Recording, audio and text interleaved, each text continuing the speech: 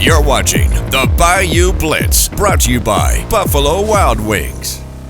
All right, sports tonight, week 6 of the Bayou Blitz. Our game of the night is new powerhouse Lafayette Renaissance taking on former powerhouse Lafayette Christian Academy. Lots of storylines involving these two schools. Let's head out to News 15 sports director and our real raging Cajun, Will Herron. He's at Clark Field with the breakdown of how this big game went down. Will?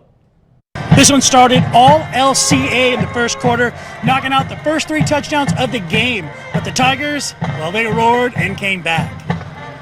Before kickoff, my nose smelled gumbo, so, I had to go and find out where it was coming from. My main man, Quentin Jones, and his friends were doing it up before the game. First quarter, LCA's quarterback Braylon Walker looks like Tom Brady in the pocket, just waiting for a receiver to get open, but throws it up, and it's picked. Next drive, Knights moving with the ball, Tigers playing defense. Walker slips, given enough time for Kyle Seller to catch up and take him down. Next play, Walker takes things into his own hands. Can't find any options, but he does find room along the sideline and takes it into end zone city. LCA stepping up, Kennan Brown drops back, throws it to Jacqueline Smith on the wide receiver screen, but Smith can't hold on and the ball squirts out. Knights recover. Coach Landry frustrated by what he's seeing. This would really frustrate him. Jalen Noel takes the rock and fights his way in for another LCA touchdown. Put your seatbelts on for this one. LCA's Jaden Winters times the snap, strips the ball from Brown, picks it up, and then turns on the turbos for the defensive touchdown.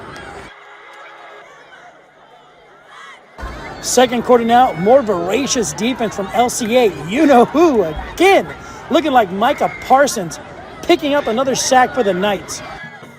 Tigers not dead, though Brown drops back and finds Smith, who takes it all the way to the 1 before getting caught. Next play, Dwayne Johnson would scamper almost untouched as he gets Lafayette Renaissance finally on the board. Only in the Knights were just too much, taking it 34-19.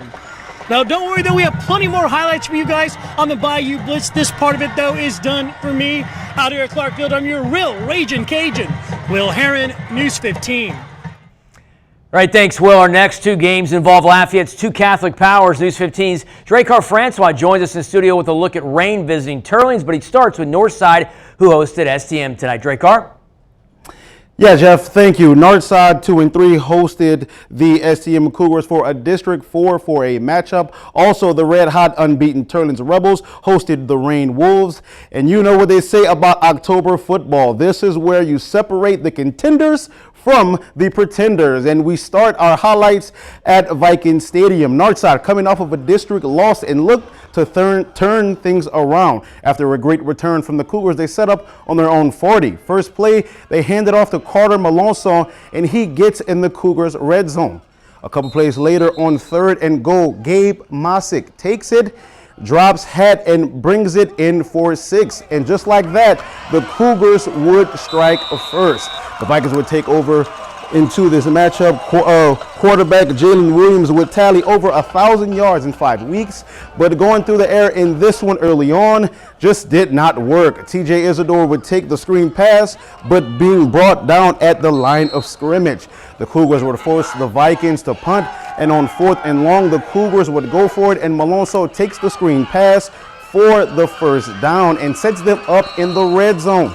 Next play for the Cougars, Cole Bergeron hits Jaden Barton in the end zone for 6, and the Cougars go up 2 scores. And the Cougars would pick up the win in dominating fashion, 51-0, and they stay unbeaten in district. And speaking of unbeaten, the undefeated Turlings Rebels hosted a district matchup to the Rain Wolves. Starting early in the second quarter, Dougie Viltz takes the handoff and puts the Rebels in the red zone, and the senior running back tallies over 850 yards on the ground this year. A couple plays later, Viltz takes the handoff in for 6, and this will make the score 21-6. The Wolves will take over on down, and Rain comes in this one unbeaten in district, but it seems like the Rebels' defense was too much to handle. Lon Paul Moody drops back, heaves it, but it's too much air and not enough strength. Noah Darby would pick this off, and the Rebels would be in good field position. A couple plays later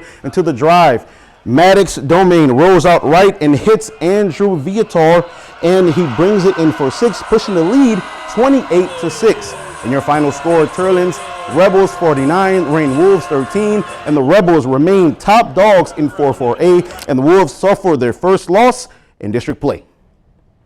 All right, thanks, Drake Carr. Out of the game I covered tonight, the Mighty Lions of Lafayette High headed to Bear Country to face Karen Crow. Big night for Mac Barus, the former longtime Karen Crow coach. He had the field named after him. He coached the Bears to their first state title in 1992. A young quarterback by the name of Kevin Falk, right there, was his guy, a sophomore.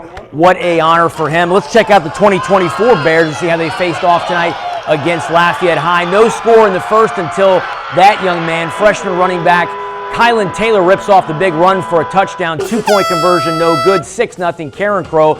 On the ensuing kickoff, Lafayette High's Jamian Brown fields it cleanly, cuts across midfield, catches some blocks, and he's taken this one back for 6. What a great return by Brown. PAT's good. Lafayette High up 7-6.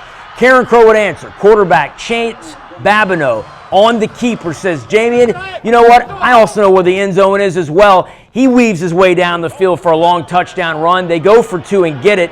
Karen Crow up 14-7. And then right before the half, the Bears put in their freshman quarterback, Carson Gursey. He gets some pressure, but he's able to flip it to his tight end, Caden Castile, for the short touchdown.